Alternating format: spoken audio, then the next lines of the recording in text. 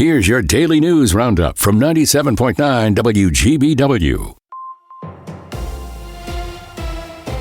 From the 97.9 WGBW newsroom, I'm Connie Fellman with this local news update. Green Bay drivers, get ready for some traffic backups around a busy intersection on the city's east side. Starting Monday, city workers say scheduled repairs on a water main will close lanes in each direction at the intersection of Main and Mason for 2 weeks. The biggest traffic impact will be access to the BP gas station. The Mason Street entrance will be closed, but drivers can still get to BP from Main Street. No other businesses are expected to be impacted. The city says these repairs were intentionally scheduled at this time to align with lower seasonal water demand. They say water service won't be affected. Getting your college degree in 3 years could be a possibility in the UW system. The University of Wisconsin System Board of Regents considered revisions to a policy last week that would allow campuses to create bachelor's degrees that can be completed in 3 years. These degrees would typically require 90 credits instead of the standard 120. These 3-year programs are on the rise nationwide. The State Journal reports the Board of Regents will vote on the policy at a future meeting. Only one 4-year university in Wisconsin currently offers a reduced credit degree program. And don't forget to set your clocks ahead this weekend. Daylight savings time officially goes into effect at 2 a.m. Sunday morning when we spring ahead 1 hour. While it's an adjustment for many to wake up an hour earlier, what you sacrifice in losing an hour of sleep, you gain with an extra hour of light at the end of the day. If you've been curious to check out the new apartments in downtown Green Bay, now's your chance. Property managers are holding pre-leasing and hard hat tours starting Monday. Prospective residents can step inside the 269-unit apartment community called Nova on Adams Street to see what the upscale complex offers. Amenities include an outdoor cinema, resort-style pool deck, community lounge with a state-of-the-art golf simulator, even an on-site pet grooming spa. Rent starts at around $1,500 for a studio apartment, up to nearly $6,000 a month for a penthouse unit.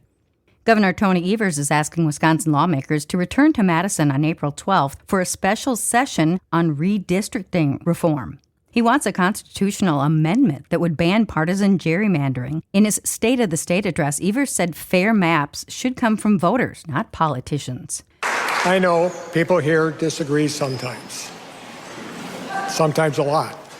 Politics could get in the way of creating a nonpartisan redistricting commission that everyone can support. But there's one thing that we all should be able to do to agree on, which is that politics should stay out of the redistricting from start to finish.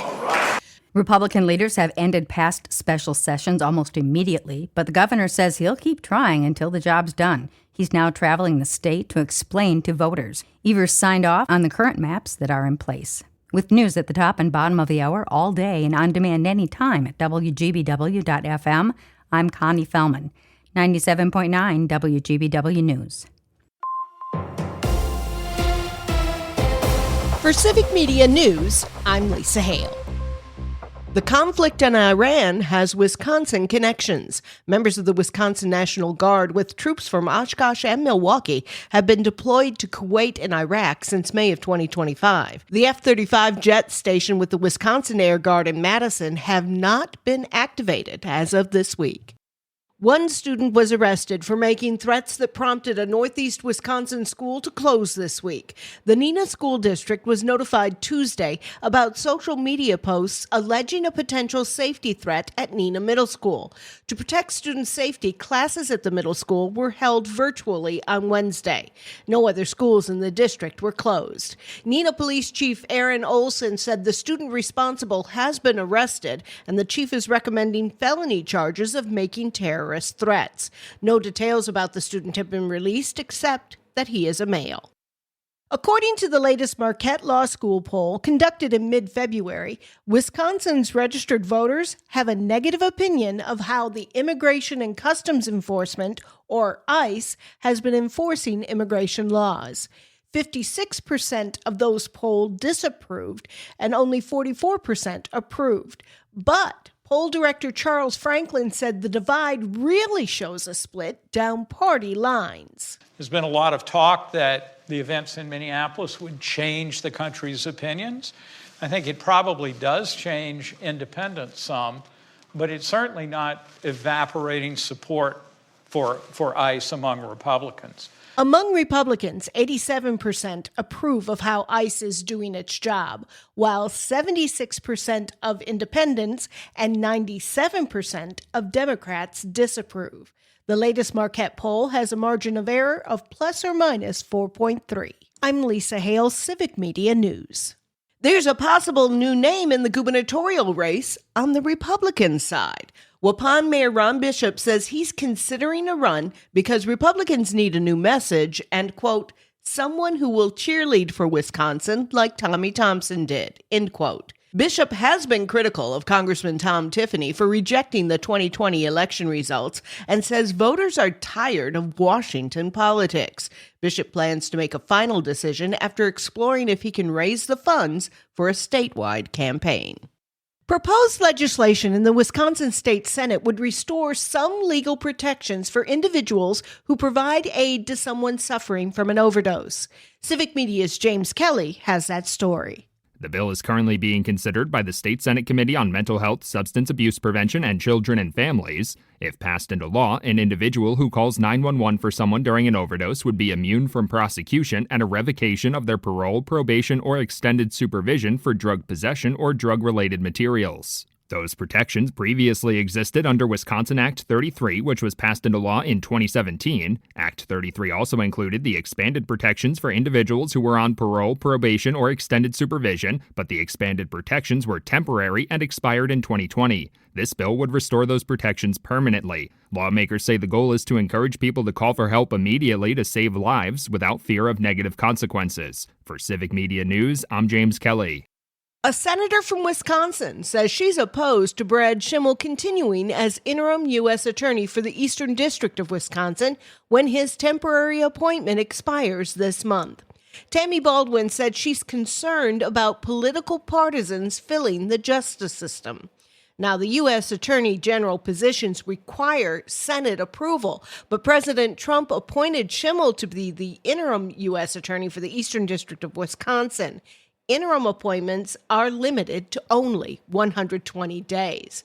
Baldwin said, quote, sometimes it's hard, but getting the right person who will uphold the rule of law, not pledge loyalty to the president, is more important than ever, end quote.